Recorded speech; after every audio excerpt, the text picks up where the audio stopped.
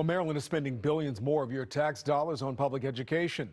But as Project Baltimore's Chris Papps found, despite those huge increases in funding, some student outcomes are getting worse. The state of Maryland spends a lot of money on public schools. In 2017, 8 years ago, Annapolis spent $7.7 billion tax dollars on K-12 education.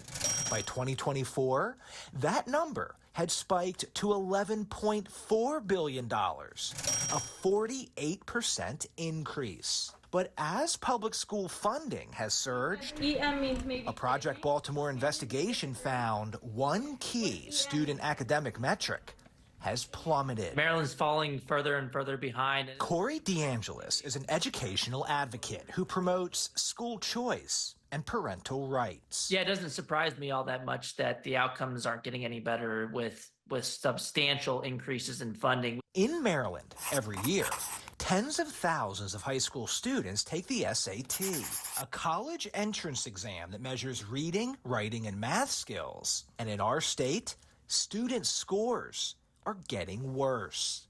In 2017, Maryland's average SAT score was 1063, slightly above the national average of 1060.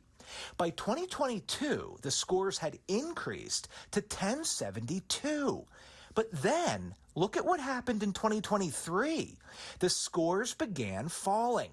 By 2024, Maryland's average SAT score was down to 1,000, which is now below the national average of 1024. If we look at the scores in the Baltimore region, we can see that every school system's average SAT scores have fallen compared to 2017, except Howard County, which is up 50 points. Anne Arundel County's average SAT score is down more than 100 points. Baltimore County is down 59 points.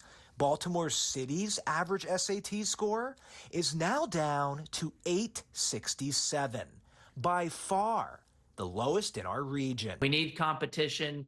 We need families to be in the driver's seat. DeAngelis says the solution to improve student outcomes in Maryland is not to increase funding. Rather, he believes, the answer is to empower families to choose how the money is spent, instead of school bureaucrats. Then families should be able to take that money that's meant for their kids to that school that's doing a better job. And that would provide an incentive for the public schools to up their game too.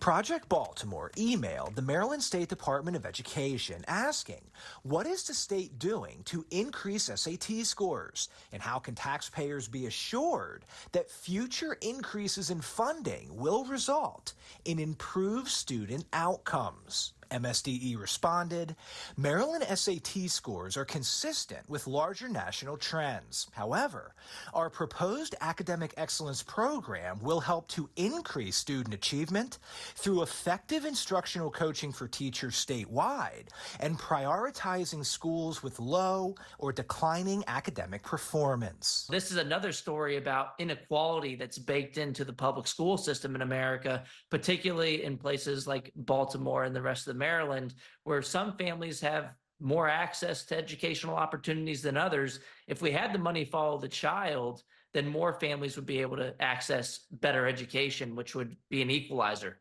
Currently, the state legislature in Texas is debating a school choice bill that would offer students who participate in the program a $10,000 voucher they can then use for many educational options, such as private school, homeschooling, or specialized education. The governor of Texas said he will sign the bill if it's passed. I'm Chris Papps, and this is Project Baltimore. I'm Chris Papps. Thanks for watching. Here's another story to watch. Also, if you have a story idea, please send us a message.